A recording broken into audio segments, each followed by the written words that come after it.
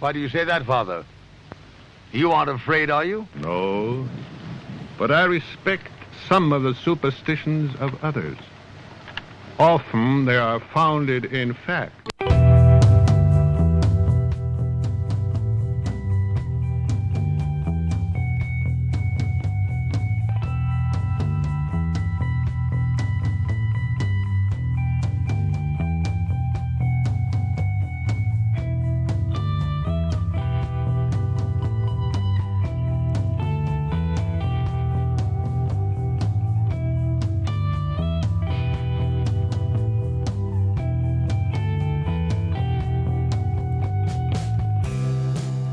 Broadcasting live from our Sanctum Sanctorum in Venice, California. I'm Krista, and we are the Sixth Sense Society. Described by some as a ghost town due to its thousands of abandoned buildings, is Detroit, Michigan also a city of real hauntings? And what is it like for a female ghost hunters investigating there today? Tonight, we ask Hillary Stone, co-founder of the female-led paranormal investigative group Mystic Mitten, these and other questions. Welcome, Hillary. Hi, thank you so much for having me. Well, really great to have you on, and we're going to have a few announcements and get right to the program. All right, everybody. Sorry about the delay tonight. We had a few little technical issues, but hopefully those are now a thing of the past. And I guess the spirits were being naughty, so we got that all sorted out. And so we'll still get an hour streaming in, but we're going to be started about 15 minutes late. So we apologize for all of you guys that were out there waiting patiently, but we thank you for hanging in there. Yeah, we have a couple of great shows coming up. Of course, next week is our Cosmic Weather. And then moving into the new month, into August, we're going to have our first show in August be on crystals with Jeff Siegel from the Mystic Journey. And he's just an expert on all sorts of different crystals, has been all over the world collecting them. So he'll talk about all their different uses and properties and whatnot. We're now over 250 subscribers to our YouTube channel, so thank you guys for the support, and we definitely appreciate it. And so I don't want to take up too much time, so I'm going to cut back to Krista pretty quick here, and she is going to introduce our guests, and we are going to get right into it. So, one more thing real quick, because he'll kill me if I don't mention it, is David Ullman has a couple of really great ghost hunting events coming up at his place. So theollmanhouse.com is the name of the website. And we're going to be there in the next couple of weekends. And I think he has one coming up this weekend. And then in August, he has the 50th anniversary of the Manson murders. And of course, his home is tied into that. So we're going to be up there doing all kinds of crazy things for that and chasing ghosts. And his home is one of the most active places in the country, according to a lot of the serious ghost hunters. So this is a paranormal month for us with Hillary and everybody on. So come join us for the ghost hunt. And I'm sure David will appreciate it. You get a great meal and you get to meet some really cool people. And we get to spend the whole night running around with EVP recorders and K2 meters and psychics and everything else. So total blast. So hopefully you guys will see you there. All right, so I'm going to kick it back to Krista, and we are going to have a lot of fun. So here we go. Thanks, Michael. So Hillary, tell us a little bit how you started Mystic Mitten Paranormal, as well as your the other co-founder, Jessica Crutel. How did you guys meet, and why did you decide to start it in Detroit?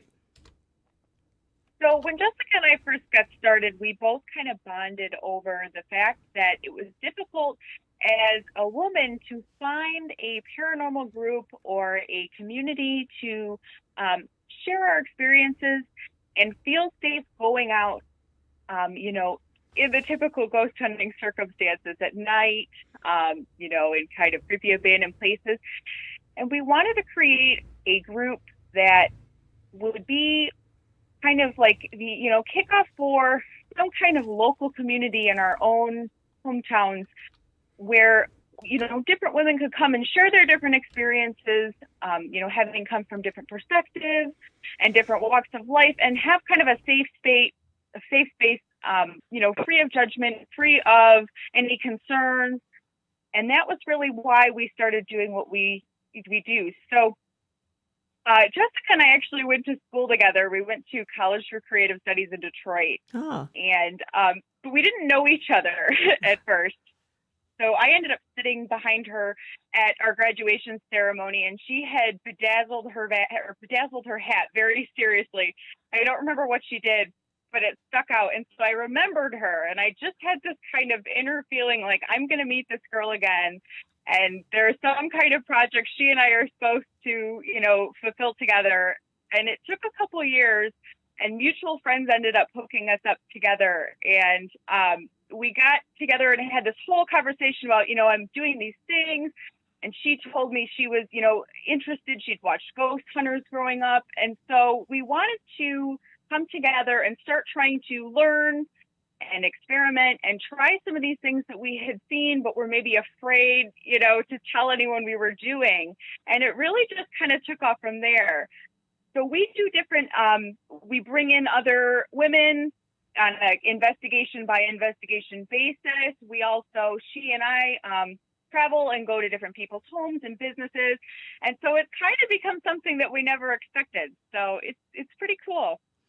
That's really cool. I remember seeing on your website that you're also a medium, but not a typical medium. So I was kind of curious as to what that actually meant.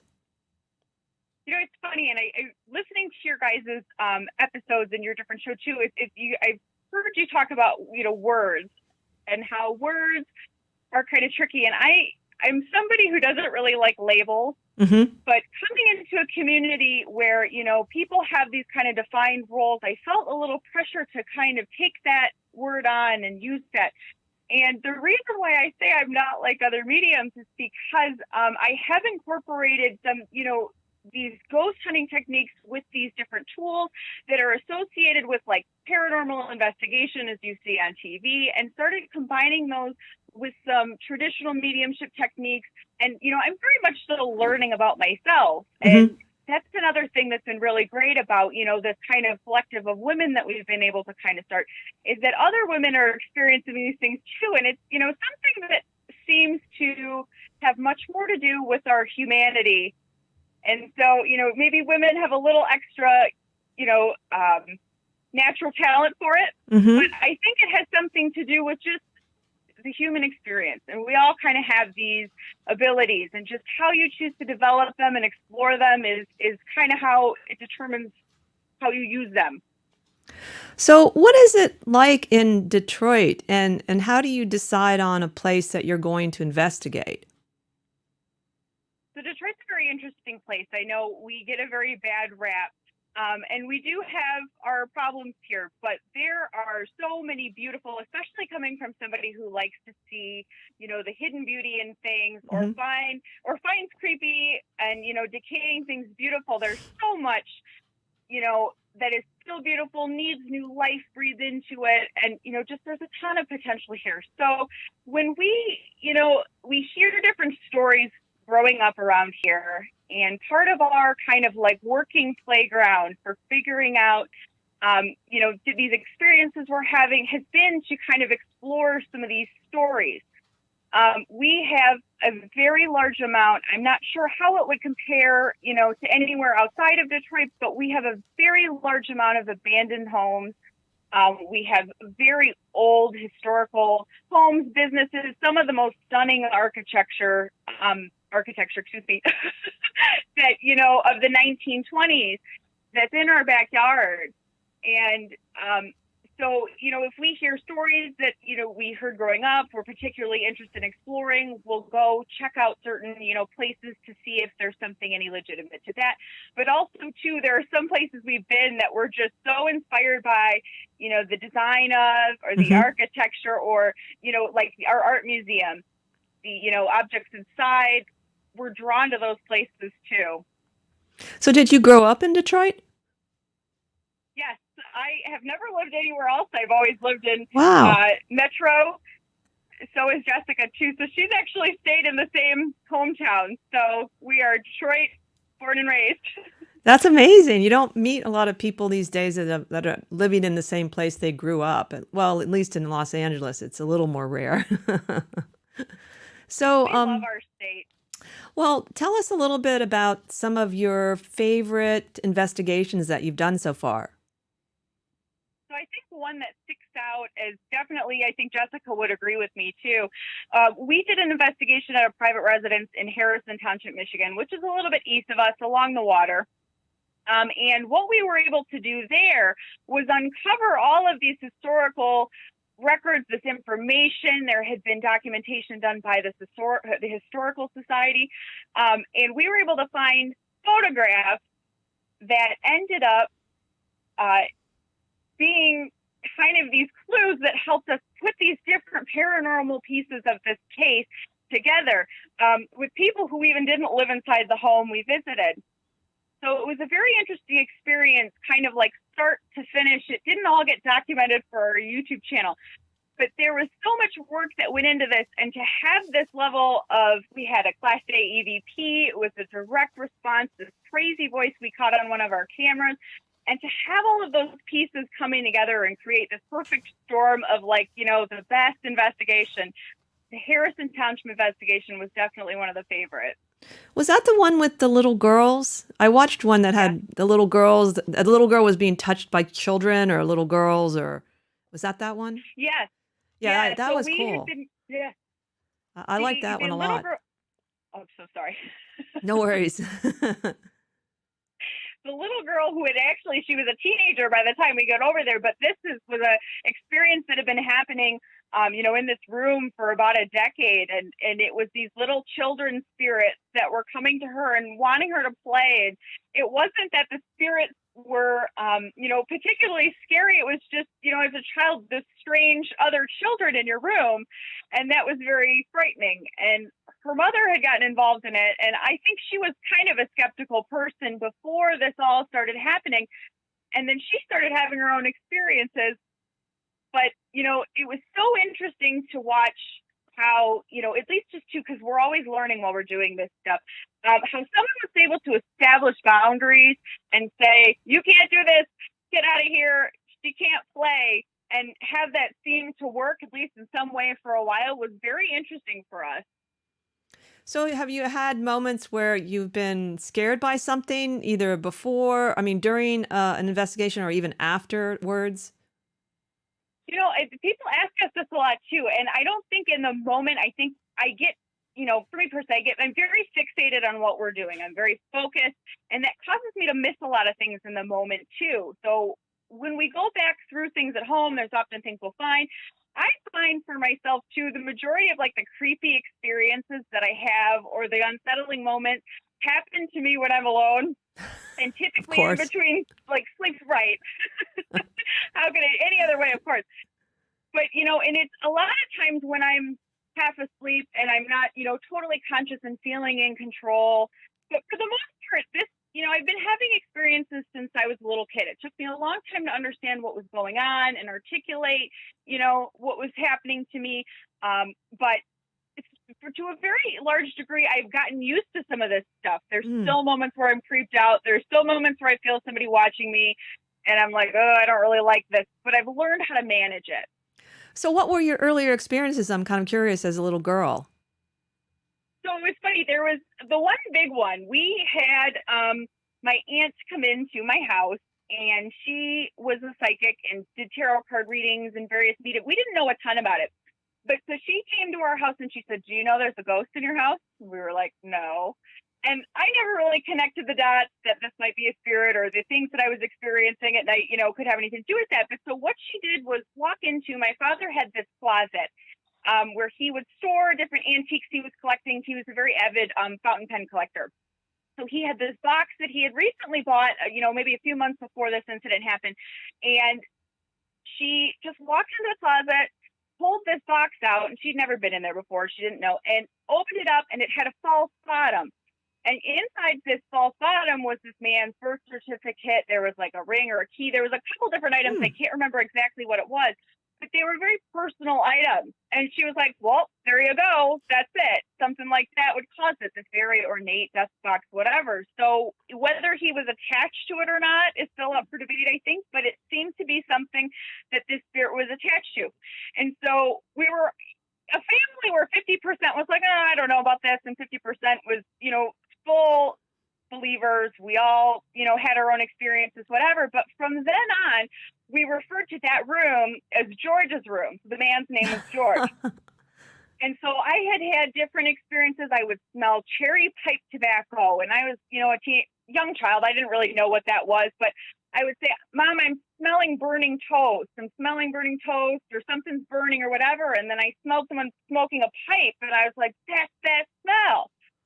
So this man used to, like, whether in like a sense of particles, I don't think it was physically he was sitting down there. I never saw him doing that, but he would hang out, and he became like our roommate. It was George's room. That's George. But otherwise I slept in a room that was right next to me, this big winding staircase.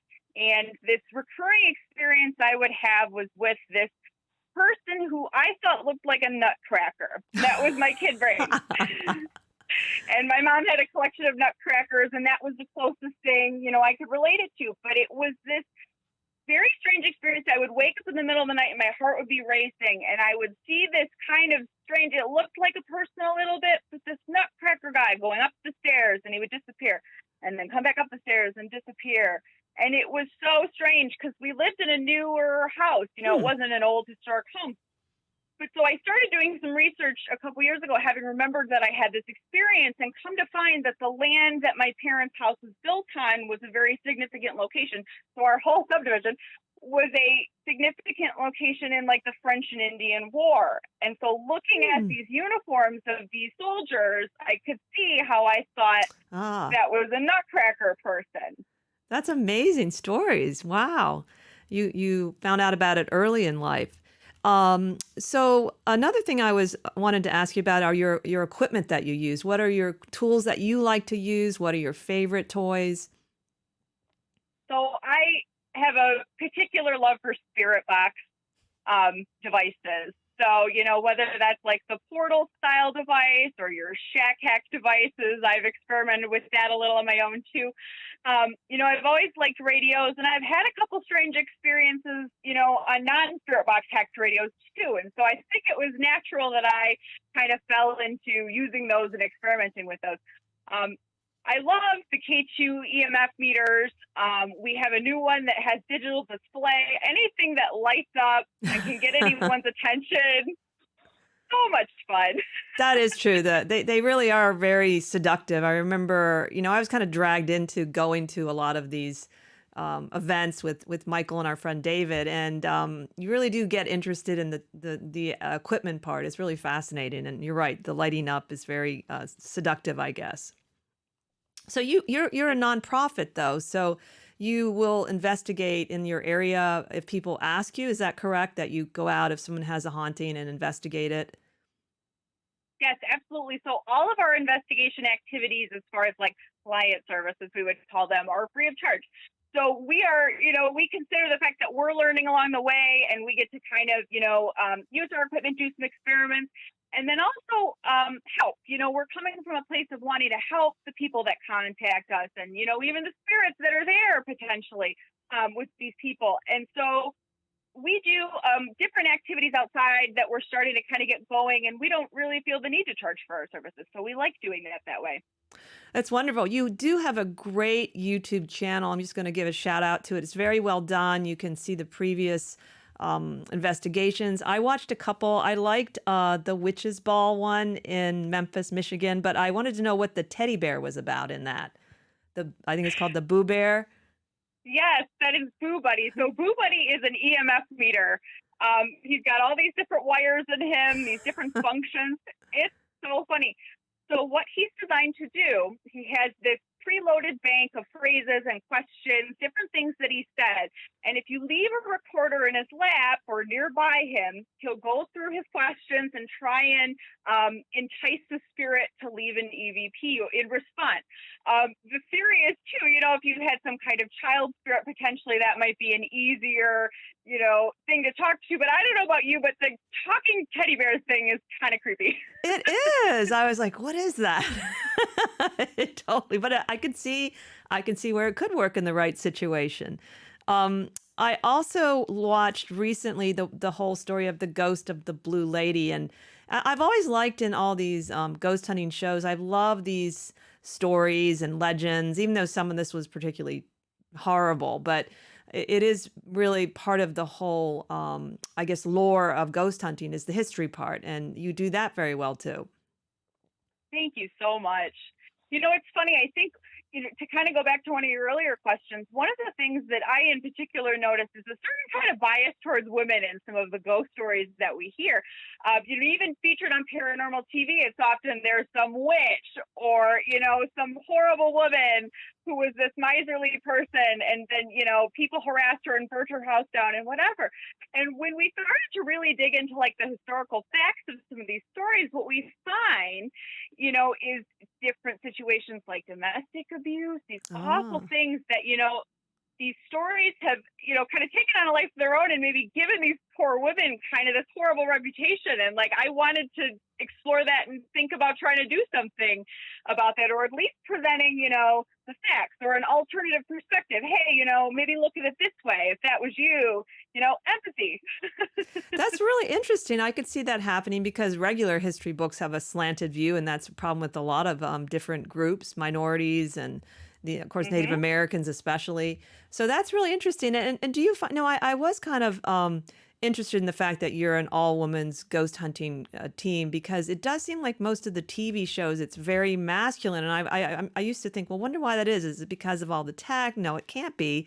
Is it because they stay up late? Well, I have friends that stay up late. So what do you think is the reason for that? I mean, obviously, there'll be more interest now, but what do you think is the reason for that in the past even? I think some of it has to do with who's holding the microphone. And I don't know, if you look at how some of these shows are produced and, the level of involvement of the people, like if you look at something like Ghost Adventures, to use an example, all of them had a filmmaking background, or at least initially. And I think when you have the power to create your own show or your own art, we'll just call it, to use a broad term, then it's like people have the choice to tune into that. So I don't know that it's like a lack of female investigators or an intentional lack of representation.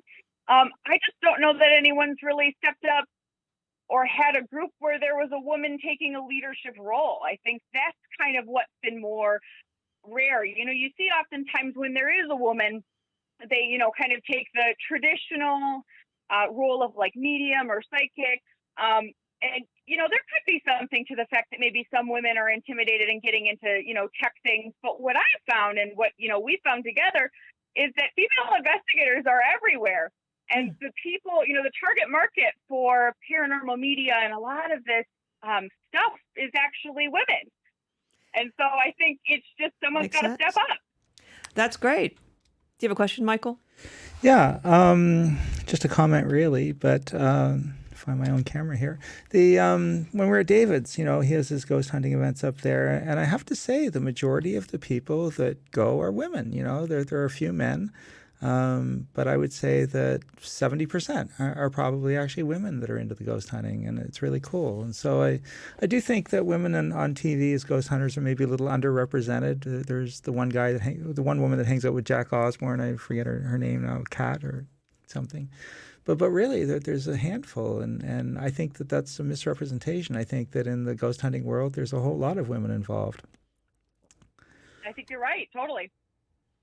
Well, I think it's going to open up even more. I think it's becoming more women in the industry anyway. They have money and they want more women, and you guys are leading the way, or gals, I should say. I also liked your mission statement. Answers for those who seek, help for those in need, light for those lost in darkness. Tell me a little bit how you came to that. I hoped you would ask me about this. I've never had an opportunity to talk about it. So, without getting too in the weeds here, that to me represented kind of the three tenets or the three missions that Jessica and I were meeting to fulfill. And so we wanted to, answers for those who seek, women, even men too. We have men around us. We're not stuck in the gendered thing. But anyone who was looking for answers, we wanted to provide a safe space and an open space to explore those things. And, help for those in need, being helpful, providing a service, leaving people, places, things better than we found them is one of our main motivators. And then the light, lust, and darkness is, I see that as kind of applying to people on both sides of the veil. So, a lot of times we'll come into certain situations and we'll help people strengthen their own emotional protections and their own psychic protections. And in certain cases, we do feel like, too, we are able to kind of help spirits, too. So anyone who's lost in any kind of darkness, be it emotional, the void, God forbid, whatever, that's what we're here to explore. I especially love the last part because I agree with you because I've gone to enough ghost hunting adventures. The part that you can also help the living, and some ways you can help is it's a place for people to talk about their experiences very openly. Some of them are fairly scary, I've heard, and have a very supportive audience. No one's going to laugh at them or make fun of them, and help them to, especially if they have a gift that they don't know how to use.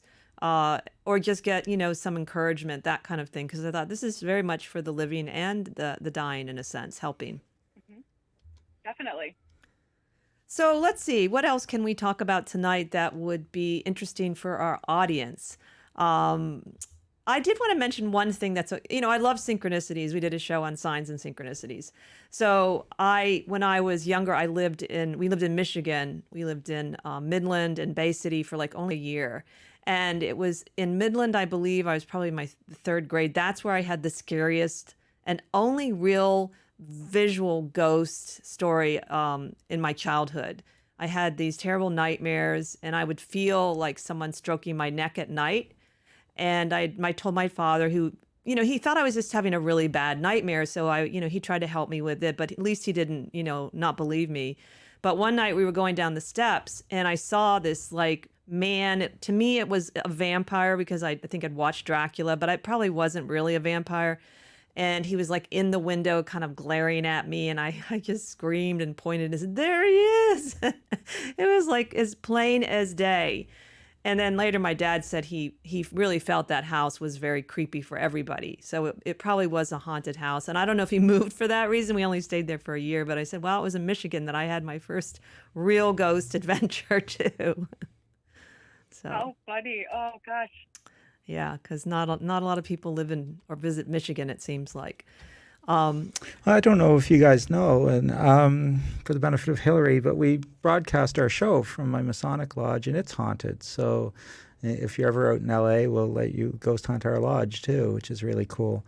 But it's one of our past masters, we think. The activity didn't really start until he passed away, and he used to do all the cooking for everybody, and he was the caretaker of the building and everything else. And people have actually seen full-body manifestations. And one night we were leaving, and we were the last ones out, and we locked the door. And as we're pulling out in the car, Krista says, Michael, stop. You locked somebody inside. And she said, plain as day, you could see somebody standing inside the glass in the door. And she actually made me get out of the car and come back in. And of course, there's nobody here. And then another time we were having an event in our dining room, and they were sort of facing the kitchen area. And I was giving a talk and standing with my back to the kitchen area. And Vito, one of our friends, said, as clear as day, you could see somebody peek around the corner, the head and shoulders, as plain as day, So we've had that. And it's all kinds of little things. I would walk into a room and he'd be sitting in the chair and I'd just about jump out of my skin, because it was just being startled as Harry would just kind of be there all of a sudden. And just out of that corner of your eye, all that stuff that happens out of the corner of your eye, that just catches you in some way. I guess the rods do a better job than the cones or whatever of catching things. So all that kind of weird stuff that's happened. And then we were here with Rick McCullum from the Hollywood Ghost Hunters. He did a show for us, and so he brought some of his toys, and we were ghost hunting the lodge. And so upstairs where Harry had his office, she had the K2 meter, and she would say, is this Harry? And it would light up, and she would ask a bunch of other questions. Nothing would happen. She'd say, this is Harry, and it would light up again. So we're pretty confident that that's who the ghost is. So if you and Jessica should make your way to LA, we'll definitely let you ghost hunt our lodge too. That's amazing. We're all about that. So I love did. when they're. Oh, go ahead. Sorry. No, go ahead. I love when you're able to, especially that's why we like those K2 devices so much and EMF devices. It's like you can have like sort of conversations. There's a delay or a lag, but when it becomes very clear that you're getting like a light up response to your questions, or when certain things keep happening, that's so cool. It is, and especially when nothing's been happening for a while and you're just trying to get something, because we were going around and Nothing really big. We went in the lodge and around the halls, and I think I decided to go upstairs because I thought he might have gone upstairs a lot. There's an office up there where he might have worked. And so it is really kind of exciting, I have to admit, and it's fun to use those tools. Now, another thing, and I don't know if you've had this experience, but one of the things we did notice when we were doing kind of the one ghost hunt here at the lodge is the lodge would meet typically from about 7 o'clock in the evening, and everybody would be done about 10 or 11 o'clock at night. And it seemed like as we got towards the traditional time the lodge would have closed, that the activity died down. And it was almost like they were still following the same time schedule that they would have been on had they been alive, and so they would start getting active around 7 o'clock when we first got here, and the place would be active early in the evening. But by, getting close to midnight, it seemed like it would completely go quiet and die right down. So do you find that spirits actually perform not just, I know the different kinds of hauntings. There's the idea of the residual hauntings and the intelligent hauntings, but in the intelligent case, do they actually not just follow the same patterns in a sense, but also the same time patterns, that they're active when they would have been active in life and quiet when they would have normally been quiet in life? I think there's something definitely to that. And I know, I don't know that I've ever thought of it super consciously, but like we, have tried to make a case, at least amongst each other too, that like there's no reason why you can only do these kinds of things at night, or why there would be, only activity happening at night, especially like in that case where there's a reason for the timing. So that's like too, like when we go into different cases, if there's a specific time, like during the day where activity is happening, we want to be there at that time. So, I mean, there certainly does seem to see evidence that, suggests that something like that might totally be the case. Yeah, that's a really good point about doing things in the daytime when you come to think of it. I did see another ghost once in the daytime, and because it was daytime, I first really thought it was a person. And it was when I was working over at the Bodhi Tree bookstore as a reader, and there was a little place where there were chairs that you would sit and wait. And I walked by the front because I was on break, and I saw someone sitting there waiting for me. And I thought, oh, I better hurry back in the back and get there, and do a reading. And I got there was no one there. And I was quick. It wasn't like, I saw anything or heard anything. And it was like a little old lady, I remember. But it was so normal. That's why it didn't even occur to me. It was daytime, and, you don't see ghosts in the daytime, do you? I guess you can. That's so funny because thinking about it, every experience I've had where I've seen some kind of physical manifestation, or at least I thought for a split second, oh, that's a real person, and it threw me for a loop, was all during the day. So I've never actually seen anything like that at night. I have different experiences at night. But, I mean, it makes sense, that person would have been doing things during the day, and that's normal. So. Yeah. Now I want to go hunting in the daytime and see what happens. I sometimes use that ghost radar on your phone, and I've gotten some really strange words. And I got my mother's name once, and it was significant when I got it. I was working on getting my DNA tested, and I was filling out the form, and that wasn't when I got my grandmother's name. And it was really accurate. And so sometimes the names on the ghost radar are because my mother's name is Veronica, and that's such a specific name. So I feel like it can work sometimes, and other times it seems just completely ridiculous. Sure. I always joke that that like spirit finds a way. And so even if you have some garbage tool or something that's been tampered with beyond, the point of reasonably believing in it, sometimes those things can still work. So, but that Ghost Radar app in particular, I've heard a ton of stories. I've used it a few times too. And that is one that has me questioning the things that come out of it much more than others, just because it is so specific, or it will start to put together like sentences. If I'm watching the words that come out in that order, it'll put together a 3-word sentence. I'm like, wait a minute, that's kind of odd. So there might be something to that one. Can you talk us through, I know you're a medium as part of the group, and your process. How do you psych up, and what do you do, and your specific process? I know we have obviously a lot of our audience that's interested in mediumship too, and I know it's not about John Edwards kind of, your granny wants you to know everything is fine on the other side kind of stuff, clearly. But as I said, just talk us through your own process as you kind of get involved in a ghost hunt, and how you psych yourself up, and what kind of things you do. Yeah, sure. So like to speak to that a little too, I think especially in Western culture, we've kind of really gotten married to the performance of mediumship as being like the example of what that means, or what it means to kind of commune with whatever this energy is that like people like me are able to connect with. But I don't do anything super specific to start off. I do, whenever we go to investigate, the whole day before, I just kind of dedicate to myself. And like, if I've gotten any kind of inkling or like had some dreams or any visions of something specific that I should do to prepare for the specific situation we're about to walk into, I'll do it. I'm a very messy, like, ritualist. So I'm kind of all over the place. I do think, to kind of speak to like the cons of approaching things that way, I have noticed that this stuff, when we do an investigation, the energy affects me before and after. And if I'm not mindful of, not being reckless with my energy, I'll get exhausted for an entire month afterwards. So I'm working on this. I probably need to spend some time coming up with a routine and being a little less reckless,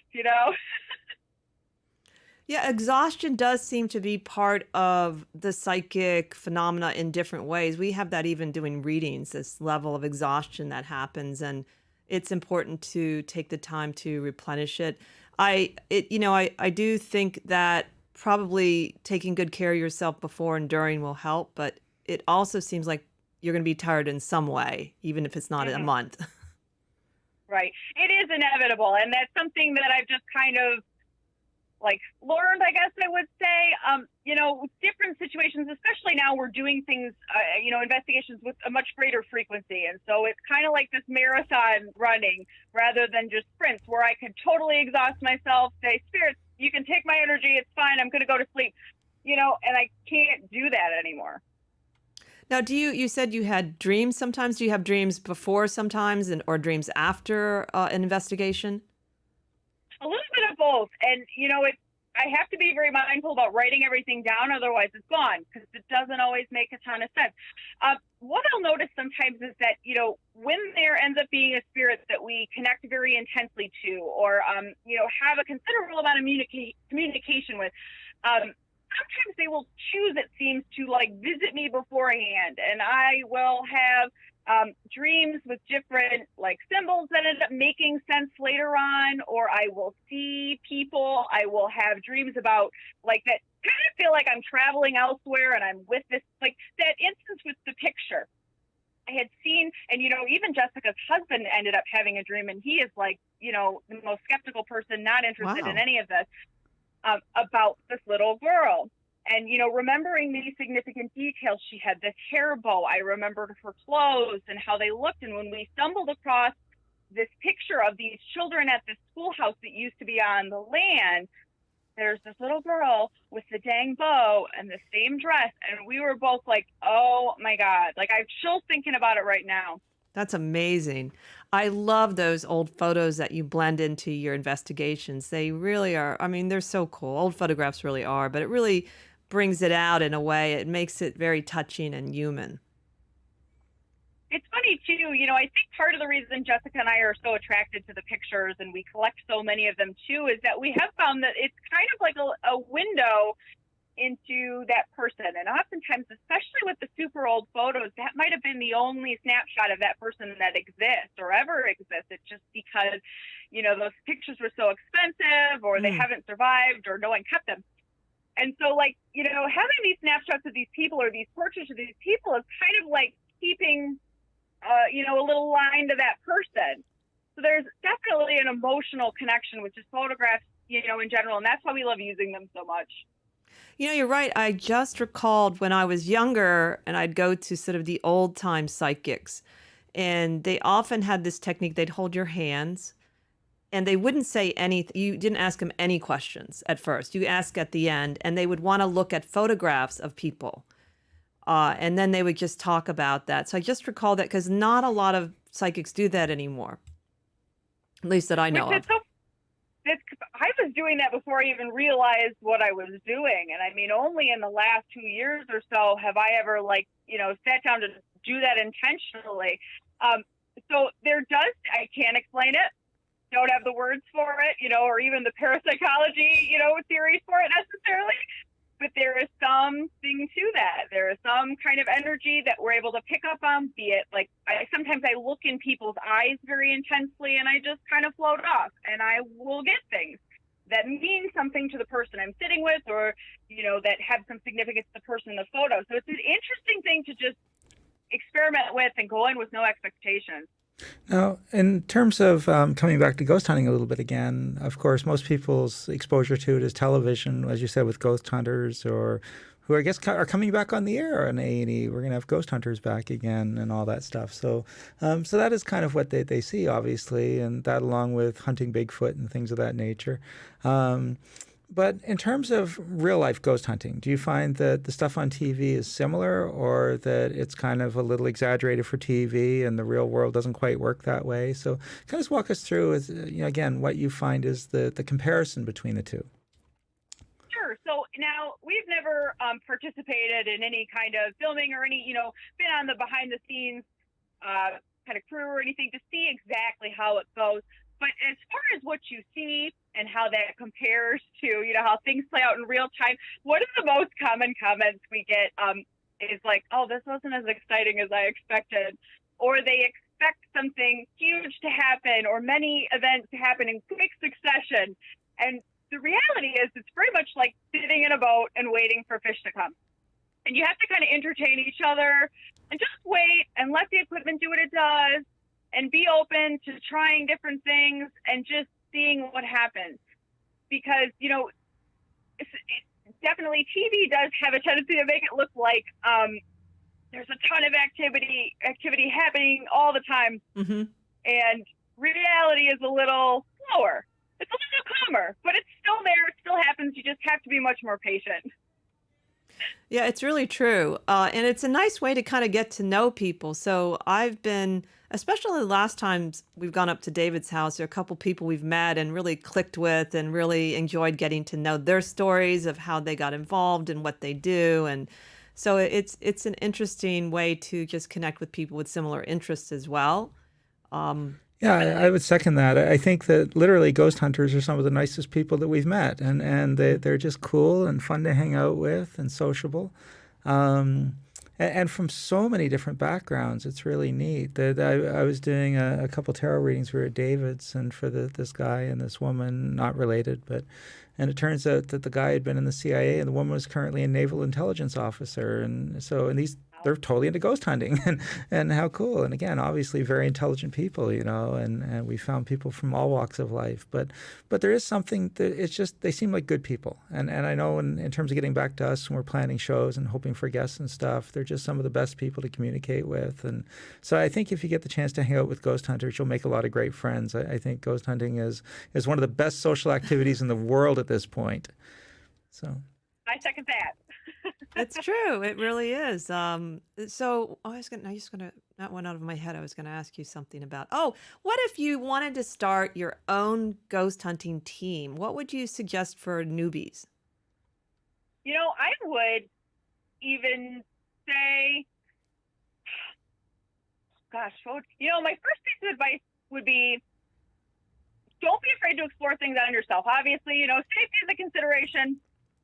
But there is so much you can do just with your cell phone and a notebook, going to the cemetery and just seeing what happens and walking around and seeing the different things you feel.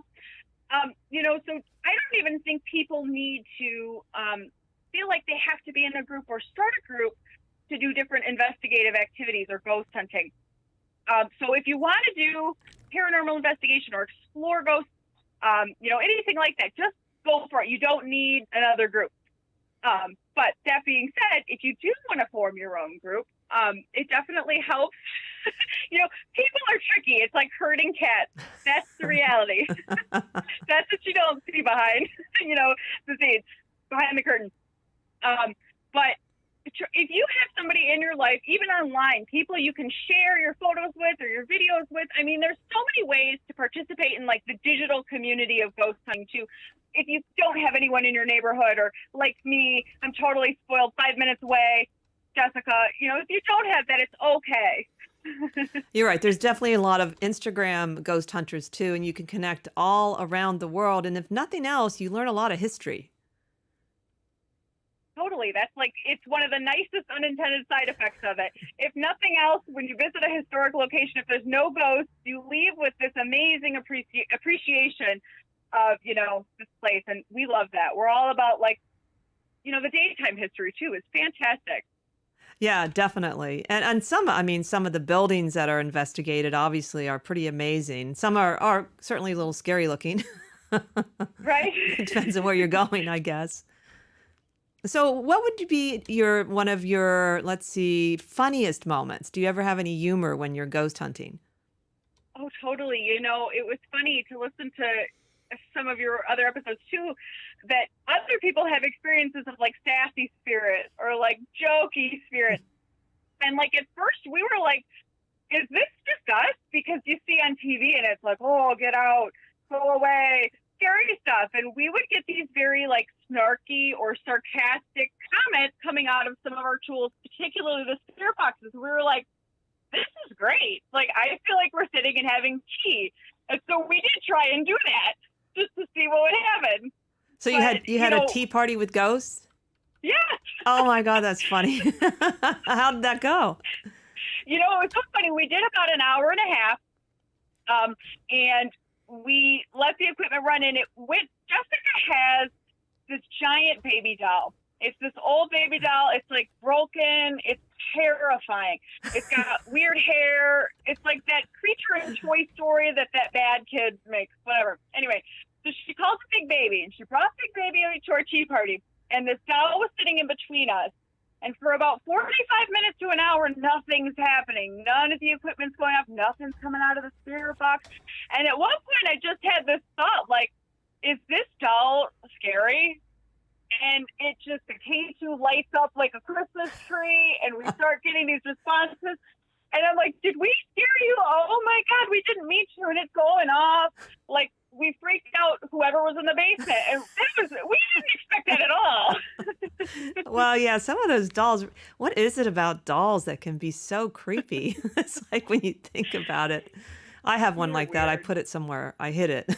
Yeah, and that brings up another interesting point too, is that spirits sometimes do seem to attach to objects, and I know there was that show on The Haunted Collector that would go around and collect all these haunted items, but it does seem like that certain objects do seem to hold energy for some reason, and then another question, which again to speak to your region of the woods in Detroit.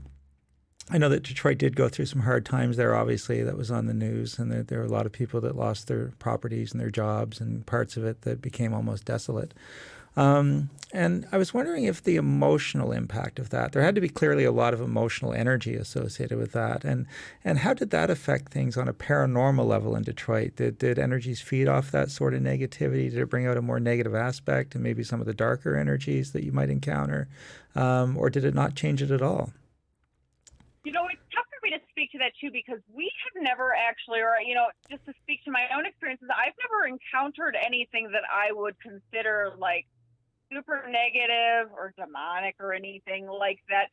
So much of what we find is misunderstood if it's freaking somebody out. And, that misunderstood energy is like a constant vibration here. And there is definitely something to be said about that hum. I don't know how to, I can't find the words for it, but there is this energetic hum that, whether it makes it, any activity more negative or more positive necessarily, I'm not sure, but it contributes certainly. Now, do you find that there's more like of a certain gender of a ghost that comes out, or is it kind of equal, more female, more male when you do your investigations overall? I think it's totally equal. I think we have a very even mix. I have noticed recently, and I don't know if this is due to an energetic change or just the places we've been going, we've had a lot of male spirits. Where when I started and when Jessica and I started with the spirit boxes and different tools, it was mostly female energies, or, at least the majority females who were coming through. It seems like it's like they choose to speak to you or not. And so there is some kind of element of like a like attracting a like. So sometimes we'll get, sometimes spirits will swear. Sometimes they'll make kind of lewd comments. So it happens. And that, I've been noticing that a little more recently. The loose mouth there. That's funny. Yeah. Well, I guess, they were people, so they're going to be like people. Exactly. I think going back to the TV part, I think they always want to make it look scary and dramatic for ratings, personally.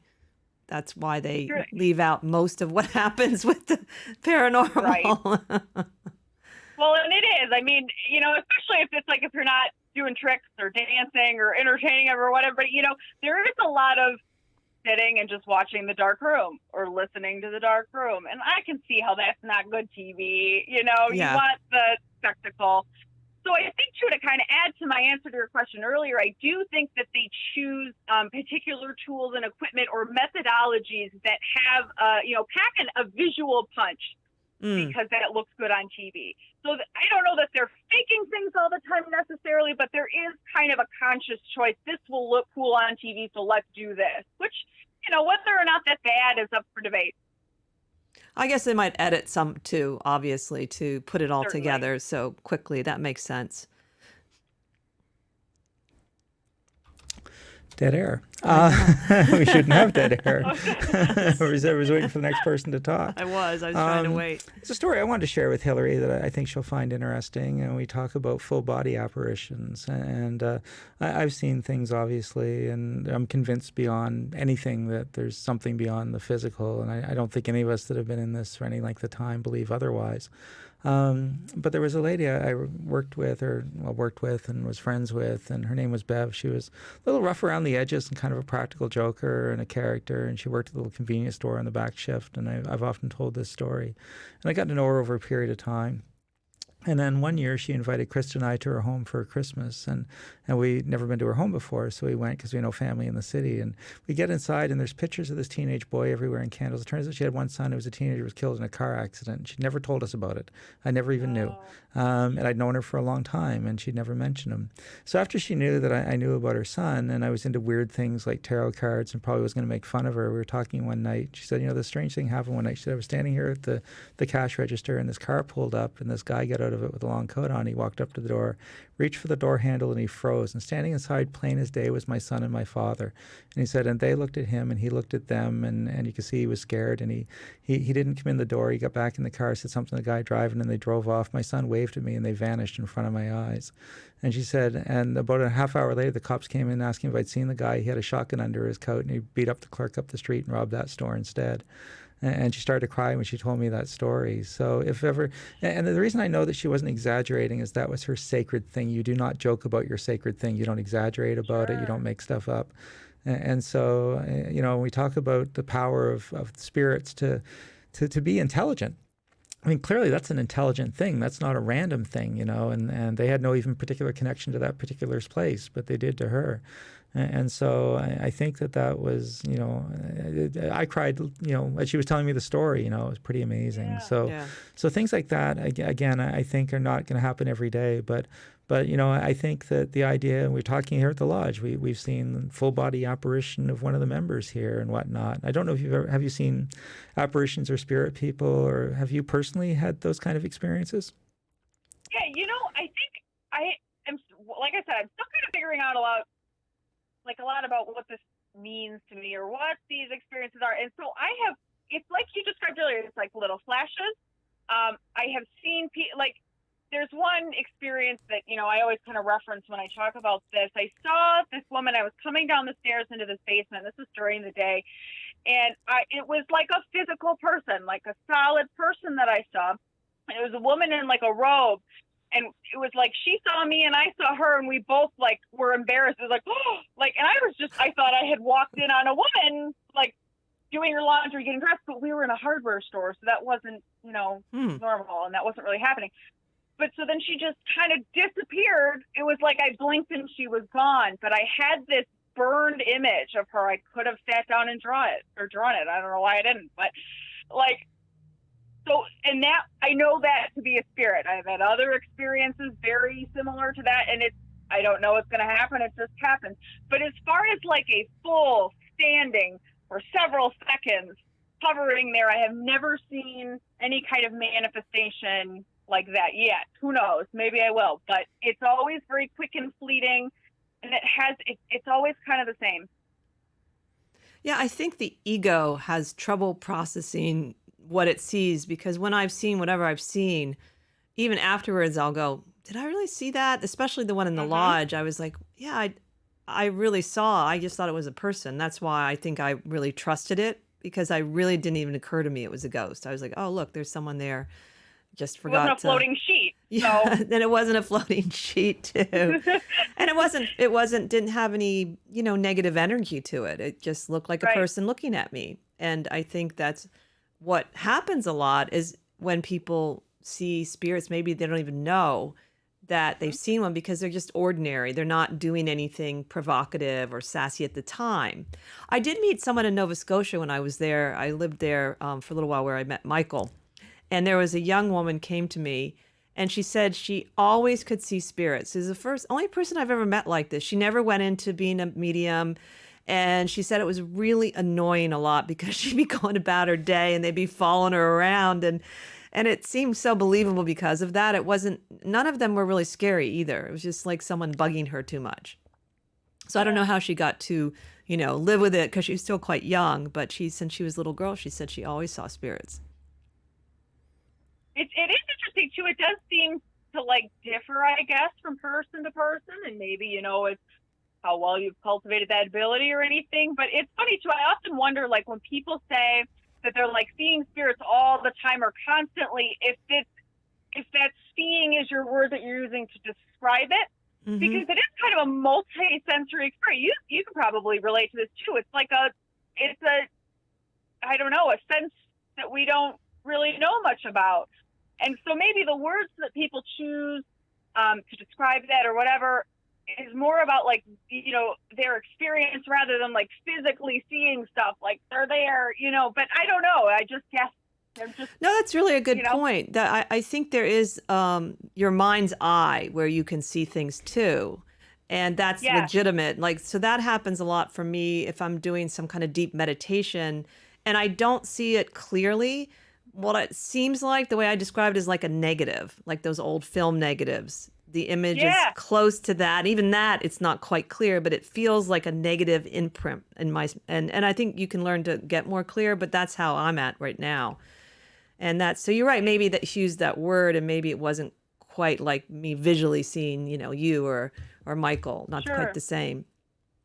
And but the one, that's interesting that you say a photo negative too, because I always think of it as a transparency, an overhead transparency, oh yeah, a seeing eye book in a way, and there's layers to it. So it's if you put a transparency over my reality, I would see that person.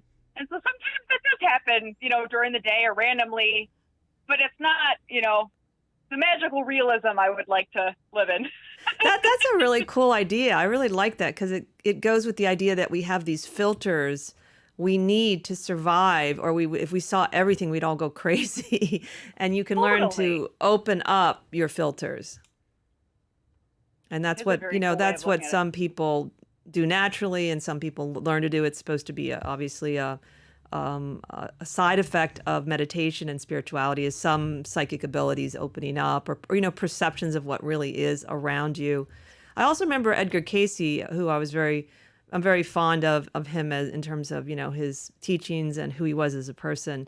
He was not able to see clairvoyantly till the end of his life, when he could see literally more and more spiritual things when he was awake, and not have to go into that deep trance to do his sessions and readings. I thought that was kind of fascinating.